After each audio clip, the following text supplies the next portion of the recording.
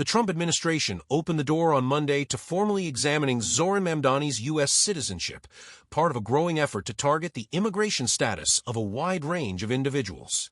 Democrats rallied behind the Democratic nominee for New York City mayor over the weekend after Tennessee Representative Andy Ogles urged the Trump administration to consider revoking Mamdani's citizenship. That intra-party support for Mamdani, who has been a naturalized citizen since 2018, grew after White House Press Secretary Caroline Leavitt was asked about the idea and didn't say no.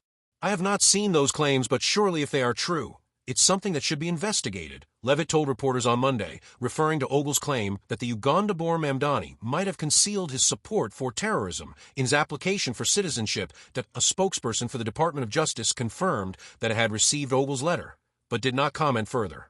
Trump will stop at nothing to protect billionaires and price-gouging corporations, even racist bullsh** like this, wrote Connecticut Senator Chris Murphy on Blue Sky. New York Representative Richie Torres, a Mamdani critic, called the Ogles effort un-American. The Ogles letter didn't come from nowhere. By the time he sent it, the administration was already expanding efforts to denaturalize immigrants. That effort, in a June 11th memo first reported by the Associated Press, focuses on immigrants accused of crimes, though those can range from terrorism to concealment of material information when seeking citizenship. In addition, on Monday, the administration announced that it had revoked a visa for the members of Bob Vylan, a British hip-hop duo, after they led a chant of death to the IDF at a UK music festival. The idea of threatening the immigration status of people not born in America has grown increasingly prominent since Trump retook the White House. After former Department of Government Efficiency leader Elon Musk exited the administration, the right-wing populist Steve Bannon called for a formal investigation of his immigration status. Some Democrats, too, asked whether the Tesla and SpaceX CEO, who first lived in America on a student visa, was a true citizen. "Mr. Musk has been here just 22 years, and he's a citizen of 3 countries, Representative Marcy Kaptur, Democrat Ohio, said at an anti-DOJ press conference. With the damage he's doing here when push comes to shove, which country is he loyal to? South Africa, Canada, or the United States? But Democrats couldn't act on those questions, and the administration could. Since January, the State Department has revoked hundreds of student visas from non-citizens, some because of their criticism of the U.S. foreign policy and its support for Israel. That effort started with the detention of Mahmoud Khalil, a green card holder who had helped organize Gaza war protests at Columbia University. "No one has a right to a student visa," Secretary of State Marco Rubio explained after Khalil was taken into custody. "No one has a right to a green card." Fully fledged citizens like Mamdani have not been immune from this scrutiny. Mamdani had rallied outside the courthouse when Khalil was detained and shared stage with him on Saturday. Suddenly, critics who supported the Ogles effort to denaturalize him were scouring his tweets and public statements for potential fodder to link him to activities that DOJ could scrutinize, from rap lyrics highlighted by Ogles to the Democratic Socialists' praise for a Communist Party mayoral candidate in India. Denaturalization of U.S. citizens is part of the Trump playbook to attack all legal immigration, said Washington Representative Pramila Jayapal, an immigrant from India who was naturalized in 2000. Is completely outrageous and flies in the face of the laws of this country. The View from Andy Ogles. Ogles, a second-term legislator elected after Republican redistricting created a safe GOP seat in Nashville, has made more news than laws. Last year, Ogles proposed legislation that would have automatically revoked the student visas of foreign students protesting Israel's war in Gaza. In January, he proposed a constitutional amendment that would have allowed Donald Trump, but not Barack Obama or Bill Clinton, to seek a third term. 1 week later, the DOJ dropped a campaign finance investigation into the re-elected congressman. Ogles' June 26 letter to DOJ about Mamdani did not require anything of Congress.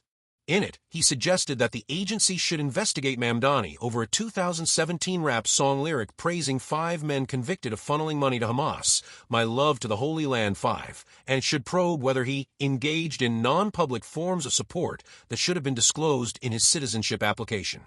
Ogles and his supporters have looked for other ways to challenge Mamdani's citizenship.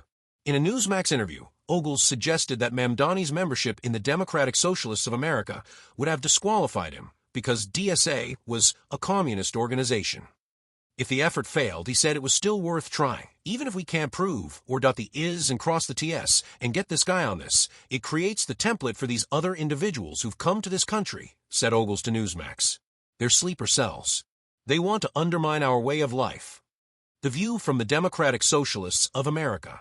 We stand with Zoran and against the xenophobia and Islamophobia of Representative Ogles and the MAGA movement, said Ashik Sadiq, the co-chair of DSA's National Political Committee. Some communist organizations, which the candidate doesn't belong to, had been critical of Mamdani. DSA, which he does belong to, has defended him.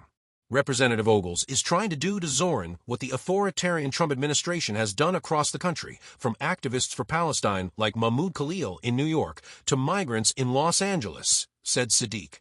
Only democratic socialism can stop this rising fascism, and we call on all Americans to reject this hatred and division. Zoran's campaign shows a politics of hope and inclusivity can beat a politics of fear, and that's just what we'll do. David's view. Many Democrats, inside and outside of New York, are still wrestling with how to talk about Mamdani because few endorse all of his views and statements.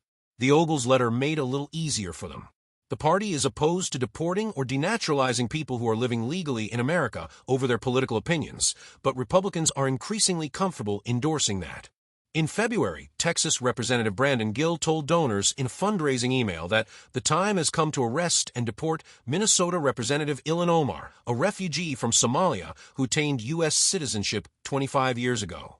Democrats didn't take any real steps toward denaturalizing Musk, but when they questioned his loyalty, Republicans noticed. Asking if an immigrant truly had a right to be here was now, technically, bipartisan. Since joining the House 2 years ago, Ogles has passed just one bill, the Liberty in Laundry Act, which did not make it through the Senate. But majorities of Congress don't need to agree with what Ogles is asking now. The DOJ could probe Mamdani's citizenship application on its own. If it declines to, it would suggest an outer limit on who could be targeted for denaturalization, i.e., that the administration would not essentially void an election by revoking a candidate's citizenship.